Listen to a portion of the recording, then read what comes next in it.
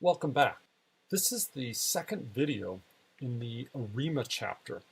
What I like to do in this video is to talk about autoregressive and moving average processes. In the next video, we're going to bring these two together with all the differencing that we did in the previous video to define the ARIMA model. So let's begin with the AR1. AR stands for autoregressive. In order to build up a little bit of intuition on what's happening here, I thought I would review a couple of the models that we went over during the first week of class. Back in the first week of class, we talked about white noise models, random walk models, and random walk with drift models. I'm going to go over to my document camera and let's just review what these things look like. In the case of white noise, what we have is some constant C, which is going to be the long-term mean. What we've observed, so this is my Y value that I'm observing, is basically just random noise.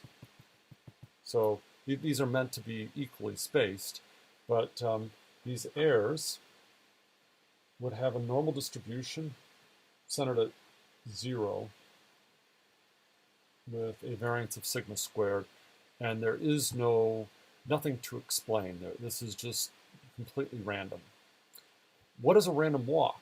Well, in the case of a random walk, what we have is we're going to start out at 0, and we can call this my y sub 0 value.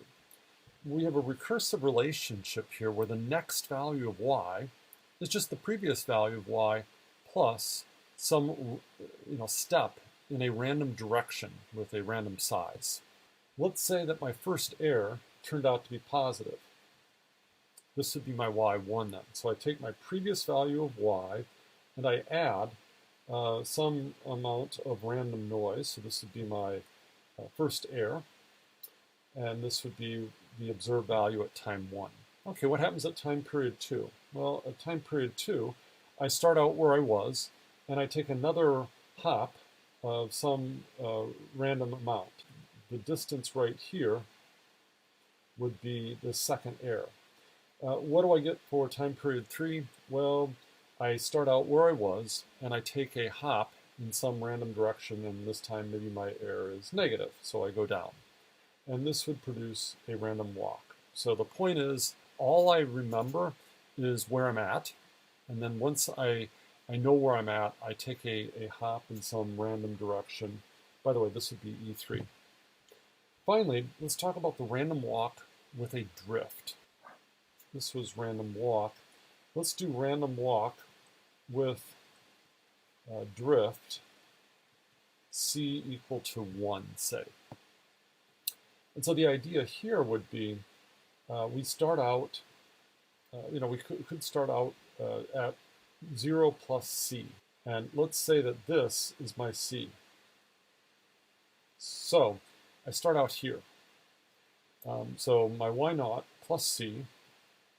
And then what happens? Well, I take some random noise. And so just to be consistent with what I had up here, let's take the same error that I had up here. So I would start at this C, and I would go up by whatever that random error is. So this distance is E1.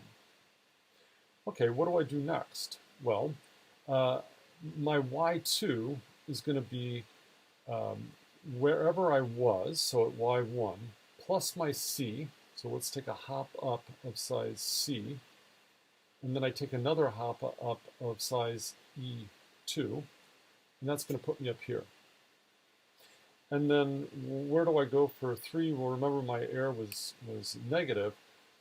So I would start out here. I would go up by C. I would go up by C, then I would go down by whatever the error was, and maybe that puts me back about where I was.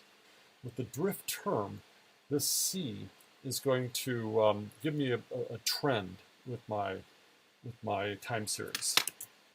A first order autoregressive model, otherwise known as AR1, is as follows. So this looks a lot like my random walk with a drift, with one difference. The difference is I don't start out at yt minus 1. I only start out at some constant phi times that.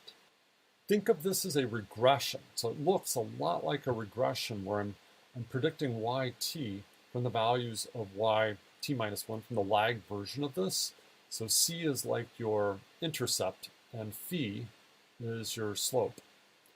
Let's look at specific values of phi. So if I were to set phi equal to 0, notice what I end up with. So this term goes away and I'm left with random noise. If I were to get rid of the constant, so let's say I've got no drift term, but I set my phi equal to 1, I end up with just a basic random walk. If I have a non-zero c, but phi is equal to 1, then I have the random walk with a drift. None of those are new or all that interesting.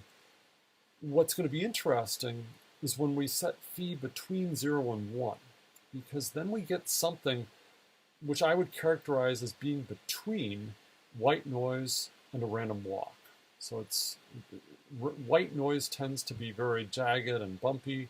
Random walks tend to be smoother, where this phi gives me a continuum between those two, between pure noise and a random walk. It's conceivable to have a negative phi, and so then the idea would be take wherever I was and go the other direction. And when you do that, you tend to get yt values that oscillate a bit. Those are not that interesting usually. We're mostly interested in these situations that are between white noise and a random walk. We are going to be restricting our phi values to be between -1 and +1 because that guarantees that we have a stationary process. I'm not going to prove that, but that's what you would get in a more advanced class, that when you have phis between these values, you get stationarity. When we do ARIMA models, especially with maximum likelihood estimation, we're also going to assume something more with the errors, and that is that they're normal. Earlier, we were just assuming that they could be any random variable as long as they're uncorrelated. Now we're going to assume normal, independent, random variables for these EITs. We're going to write that as NID, which stands for normal, independently distributed observations. Back in the first week of class, we derived some of the key properties of these three distributions. So the key properties back then were the means and the variances. I'm going to give a similar result here. Theorem, the long-term mean and variance, as well as the autocorrelation functions, are given as follows. Let me talk through where at least the first one comes from. Yt is equal to some constant plus phi times yt minus 1 plus my, I'll call it epsilon. I think on the previous page I was calling it e's. I always get them mixed up. It doesn't matter. Let's go find the mean of this. So the expected value of yt is equal to the expected value of this whole thing. So maybe I'll write it out. So c plus phi yt minus 1 plus epsilon t. And so we can distribute this. This is equal to the expected value of a constant is just the constant.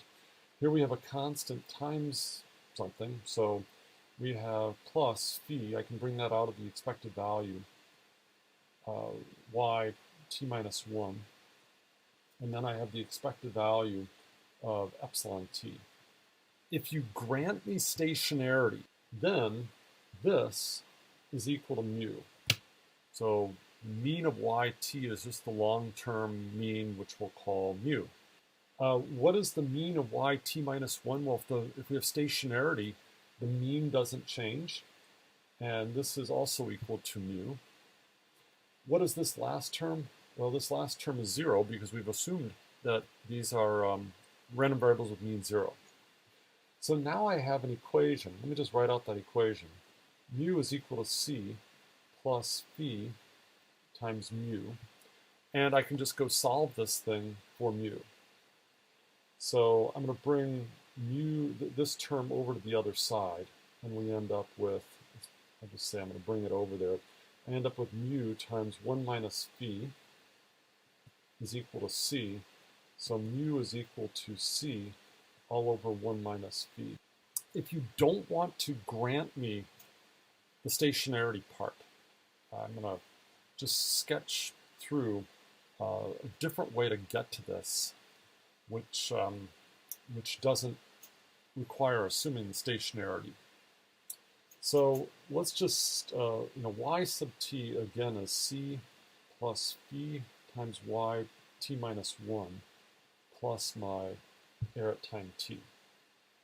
Well, this is just the same as c plus phi, but what is this thing? What is y t minus 1? Well, that's really just, this is going to be c plus phi times y t minus 2 plus epsilon t minus 1 plus epsilon t. So this whole thing is equal to what I put in brackets right here. So let's just put a little arrow sign. What we can then do is collect the terms. So I can distribute this, and we end up with c times 1 plus phi. And then what do we have here? We have phi squared times y t minus 2, it's like t minus 2 there, plus phi times epsilon t minus 1 plus epsilon t. What we're going to do is write out what is this thing. Let me just insert what this is. This is just c plus phi y t minus 3 plus epsilon t minus 2. And if you keep doing this, what you end up with is the following expression, plus the sum I is equal to 0 to t minus 1 phi to bi epsilon t minus I. So I had to do a little bit of work. If you, what I would do is write out a couple more of these, and you'll start to see this pattern. Now, if I take the expected value of this, what I end up with is I have a constant here. This is another constant. All of these go to 0. So the epsilon, the expected values of these epsilons are all 0. So this term will be 0. Now, as t goes to infinity, phi to the t, this goes to 0. So phi to the t goes to 0 as long as phi is less than 1. So that guarantees that this is going to go to 0. And then what do I have here? Well, I have c. This is a geometric series. So this would be 1 minus phi to the t all over 1 minus phi. But this is going to go to 0 as my t goes to infinity. So as t gets really big, that goes to 0. So let's just cross that out. And you end up with c all over 1 minus phi plus 0 plus 0. All right. And so that's how we can, one way to show this. And notice what happens when phi is equal to 1. If phi were equal to 1, this would blow up. The mean would blow up. It would be c over 0, which is infinity. And so that's why we're going to constrain phis to be less than 1 so that this doesn't blow up. The autocorrelation function is just given by phi to the k. The correlation between t and an observation k periods away is phi to the k. So what's really important to notice about this is that it's going to decrease geometrically as k increases. So that's assuming phi is positive.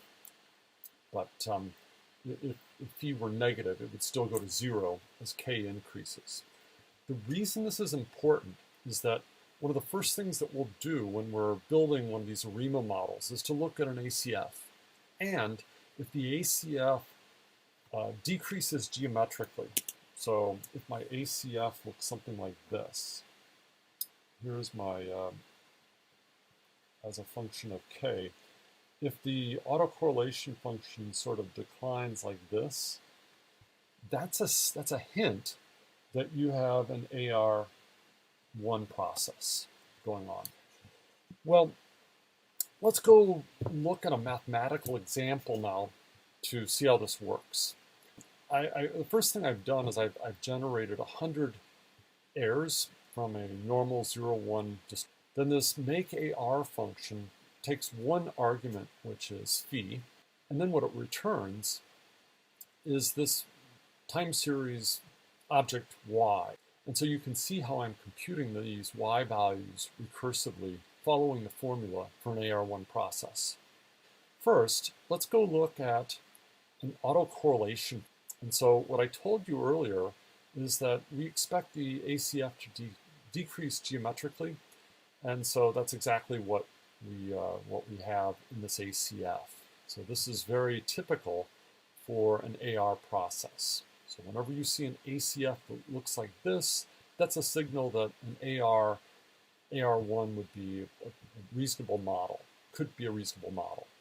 Now what I'd like to do is to generate a couple AR1 processes using different values of phi.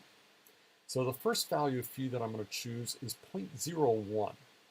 Now 0.01 is very close to 0, and so the resulting time series should look a lot like white noise. And so that's exactly what we see up here. Now I'm going to generate one with 0.5, and so this is really halfway in between a random walk and white noise. And so what you'll see with this time series is it's less jagged. You don't see quite as many bumps as you had with white noise. Well, let's go to the other extreme. I'm going to choose a phi of 0.99, and now what we see is something that, I couldn't tell this from a random walk. So we're giving 99% of the weight to the previous value. So we're almost exactly starting out at the previous value and then adding a little bit of random noise to that. We can generalize the AR1 process to the ARP process. In this class, P is always going to be used to indicate the order of an autoregressive process. Let's start with an AR2 process.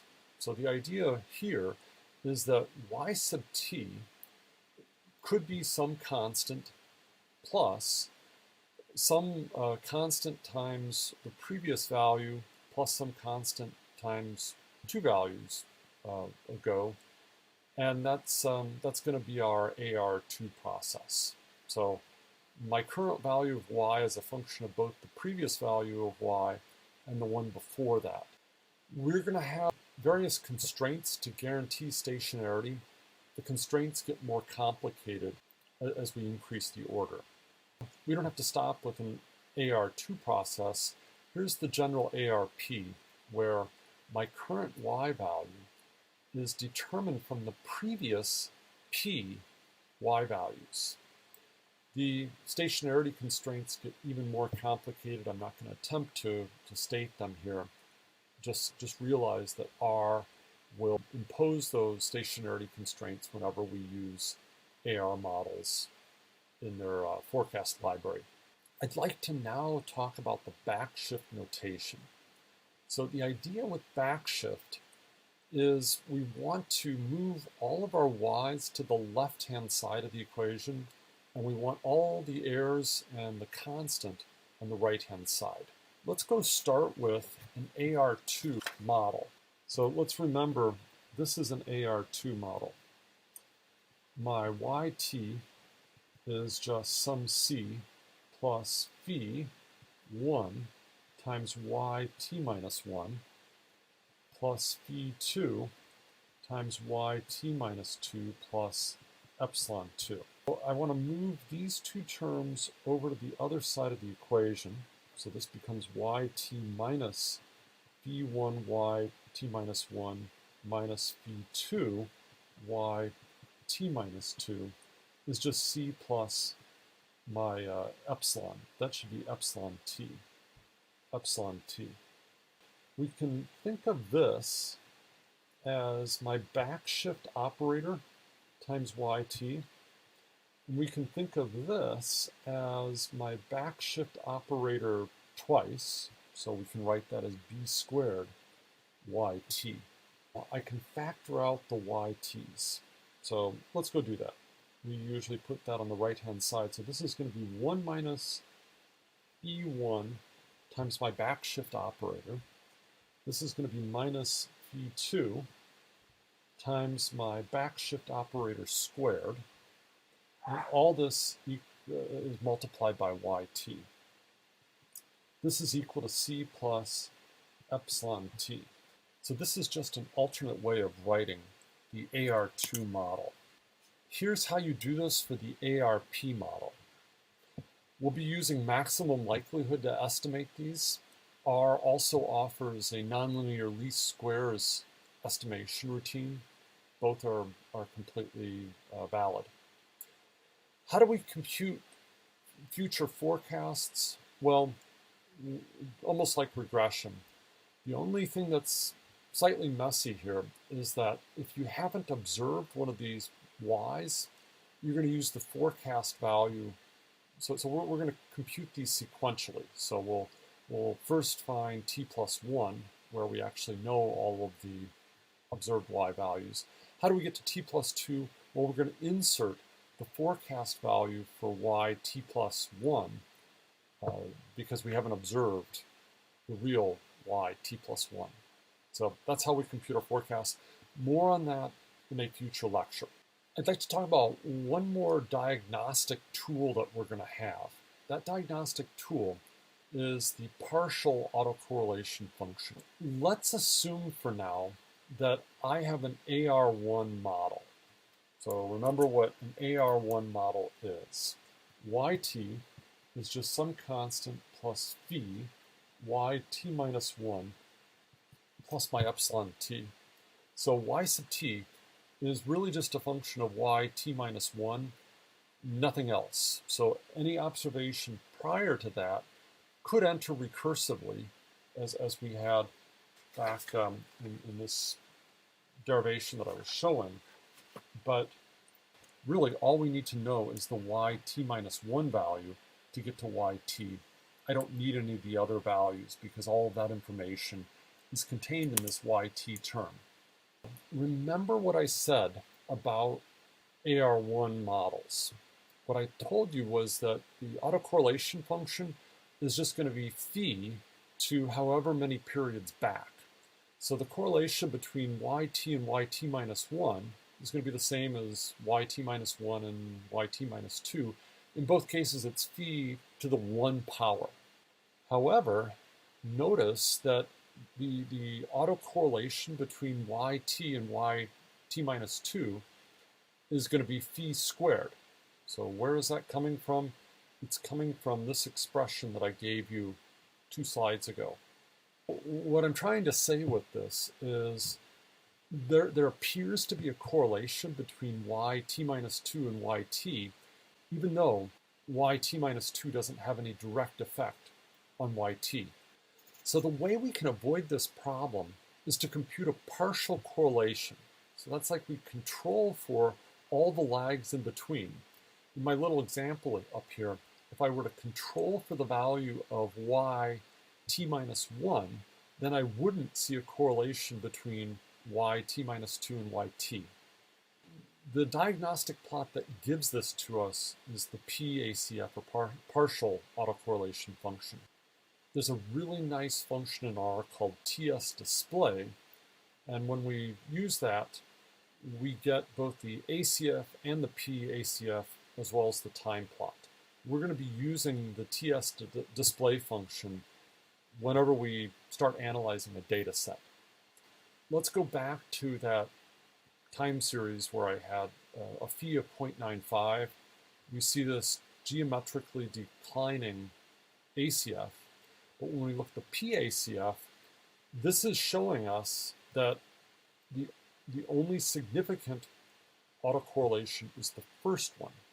All of these other values are just occurring because of their relationships with the lags in between. All right, so what this is going to tell us is that when we look at our PACF, in a case like this where we only have one significant autocorrelation, we should probably try an AR1 model. If the first two PACF values were significant, then I would be looking at an AR2 model. Now, if you get a more complicated one, we're going to need to try something else. But that's the way to use this plot. So it's summarized very clearly in that bullet item. So it's really important to know how to use this diagnostic.